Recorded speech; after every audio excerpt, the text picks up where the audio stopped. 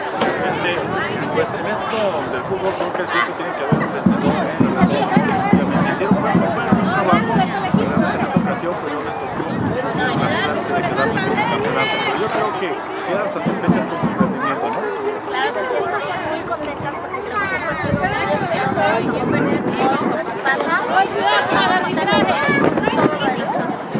Efectivamente, yo vi un partido muy interesante, un partido realmente de poder al poder,